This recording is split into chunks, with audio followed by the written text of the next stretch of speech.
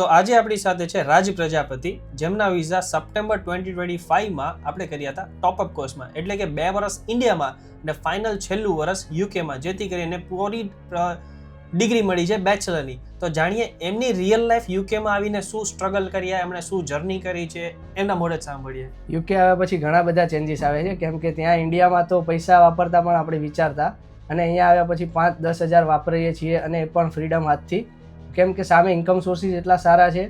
અને તમને પણ એકવાર ગાઈડન્સ આપું છું કે એકવાર બહાર આવવું જોઈએ, ઇવન નહીં ઇન્ડિયાથી બટ ગુજરાતથી પણ ઘણી બહાર જગ્યાએ જવું જોઈએ, જેથી લાઈફસ્ટાઈલ સ્ટાન્ડર્ડ ચેન્જ થાય છે અને ખૂબ નવા સોર્સિસ પણ જાણવા મળે છે.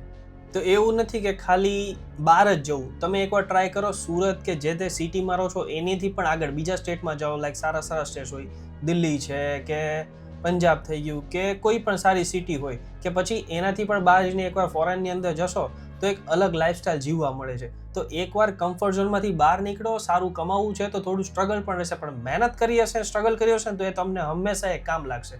સો જાણો બીજા સ્ટુડન્ટની પણ નેક્સ્ટ વિડીયોમાં કેવી કહાની છે.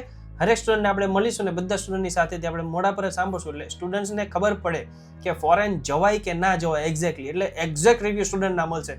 રાજભાઈની પણ કોલેબોરેશનમાં આઈડી હું મેન્શન કરી દઈશ. તમને કંઈ કામ છે તો રાજભાઈને પણ તમે કોન્ટેક્ટ કરી શકો છો.